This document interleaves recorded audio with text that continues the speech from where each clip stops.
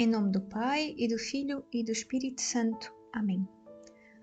Leitura do Tratado da Verdadeira Devoção à Santíssima Virgem, por São Luís Maria Grignion de Montfort. Capítulo 1. Necessidade da devoção à Santíssima Virgem.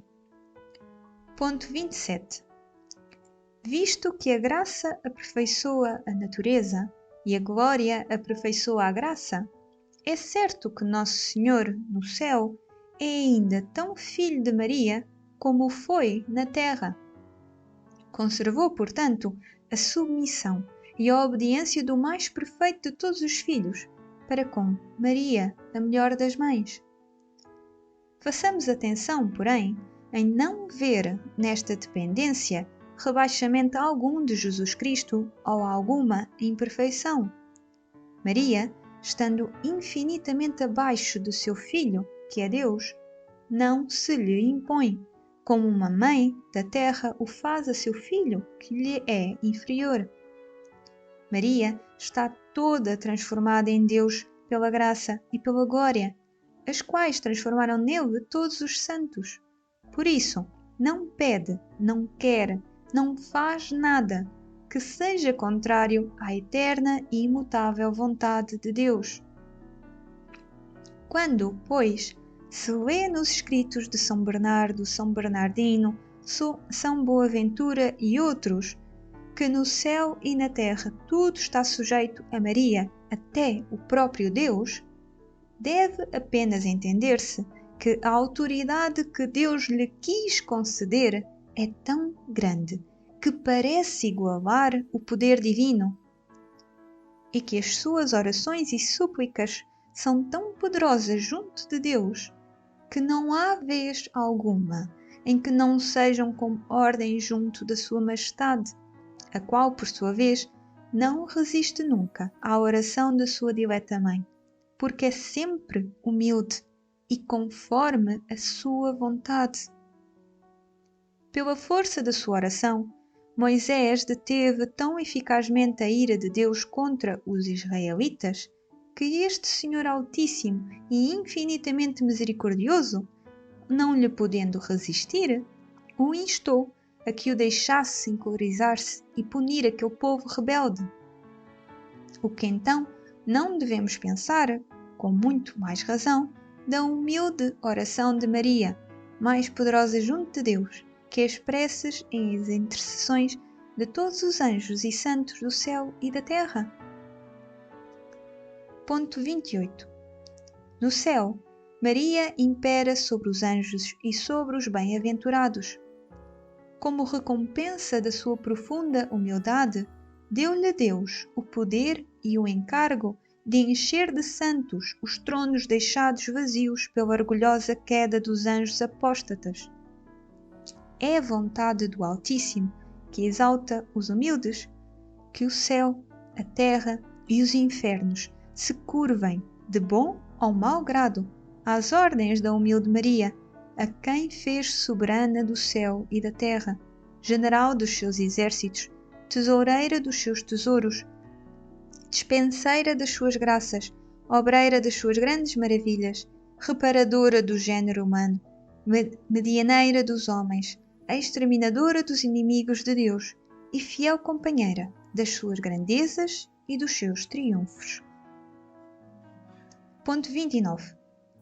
Deus Pai quer gerar filhos por Maria até à consumação do mundo e diz-lhe estas palavras: In Jacob inhabita, habita em Jacob, o que quer dizer: fixa a tua morada e habitação entre os meus filhos e predestinados, representados por Jacob, e não entre os filhos do diabo e os réprobos, representados por Esaú. Ponto 30. Como na geração natural e corporal há um pai e uma mãe, assim também na geração sobrenatural e espiritual há um pai, que é Deus, e uma mãe, que é Maria. Todos os verdadeiros filhos de Deus e predestinados têm a Deus por pai e a Maria por mãe. E quem não tem a Maria por mãe, jamais terá a Deus como pai. Eis porque os réprobos, como os heréticos, os cismáticos, etc., que odeiam ou olham com desprezo ou indiferença a Santíssima Virgem, não têm a Deus por Pai, ainda que disto se gloriem, porque não têm a Maria por mãe. Se a tivessem por mãe, honrá-la-iam e amá-la-iam como um verdadeiro e bom filho ama e honra naturalmente a sua mãe, que lhe deu a vida. O sinal mais infalível e certo para distinguir um herético, um homem de má doutrina, um réprobo de um predestinado, é que o herético e o réprobo não têm senão desprezo e indiferença pela Santíssima Virgem.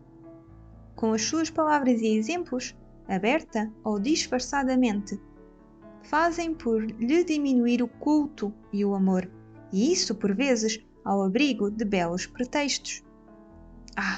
Deus Pai não disse a Maria para habitar neles, porque são filhos de Esaú. Ponto 31. Deus Filho quer ser formado e, por assim dizer, encarnar todos os dias nos seus membros, por intermédio da sua querida mãe, e diz-lhe: In Israel hereditare, toma Israel por herança. É como se dissesse: Deus, meu Pai, deu-me por herança todas as nações da terra, todos os homens bons e maus, predestinados e réprobos. Conduzirei uns com vara de ouro e outros com vara de ferro. Serei pai e advogado de uns, justo vingador de outros e juiz de todos.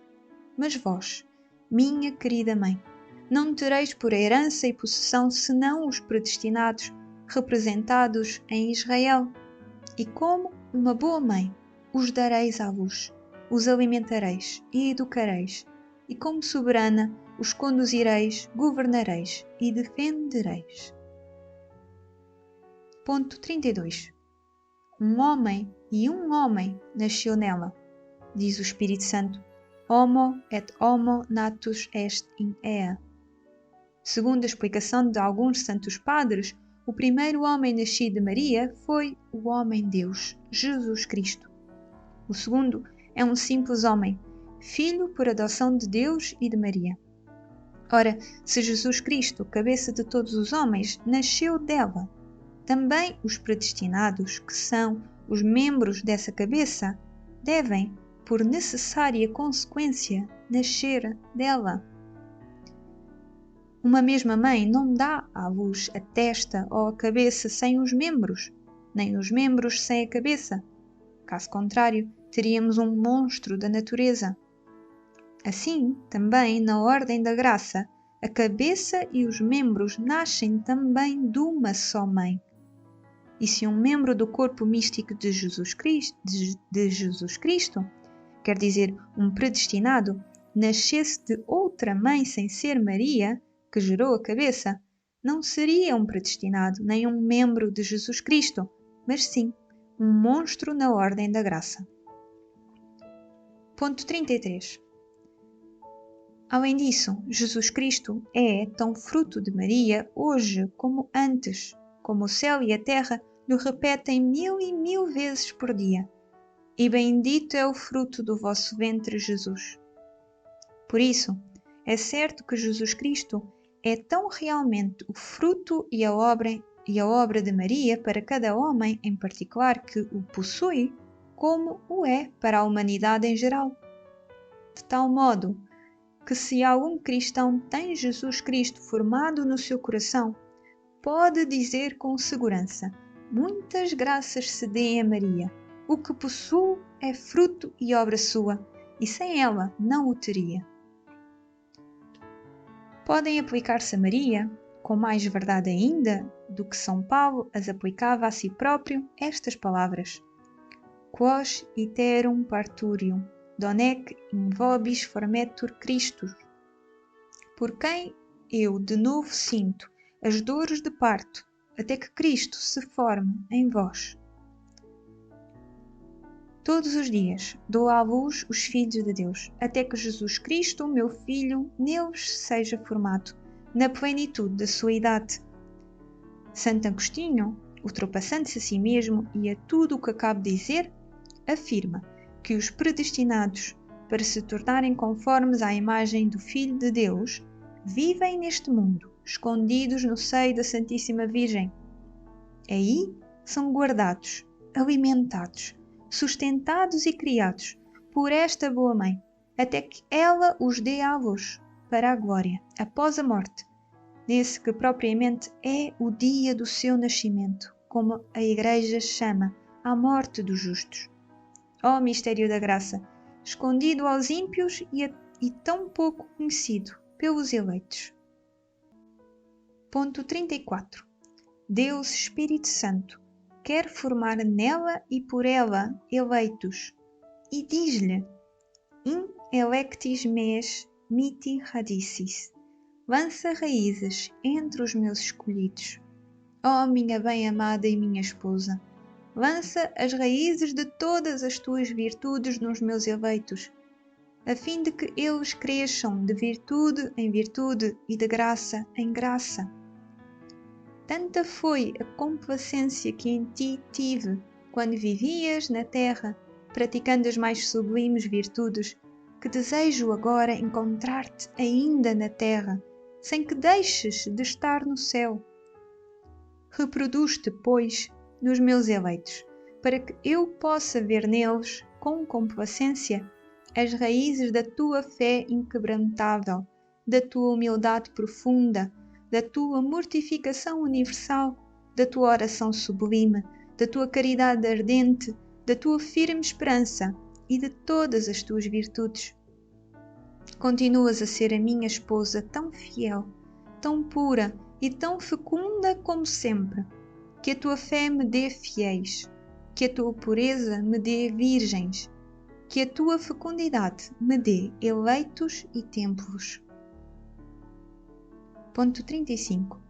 Quando Maria lança as suas raízes numa alma, opera nela maravilhas de graça que só ela pode produzir, pois só ela é a Virgem fecunda que nunca teve igual em pureza e fecundidade e que jamais terá. Maria produziu, com o Espírito Santo, a maior de todas as coisas de quantas existiram ou existirão jamais. Um homem-Deus. E por consequente, será ela a produzir as maiores maravilhas que hão de vir nos últimos tempos.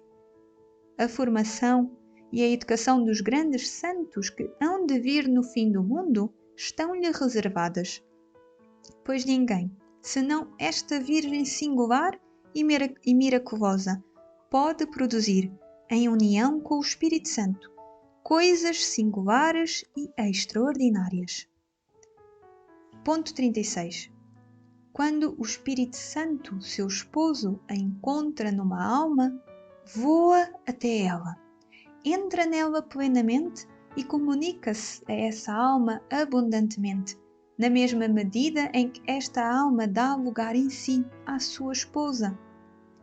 E uma das maiores razões porque o Espírito Santo não opera agora maravilhas retumbantes nas almas é a de nelas não encontrar uma união suficientemente forte com a sua fiel e indissolúvel esposa.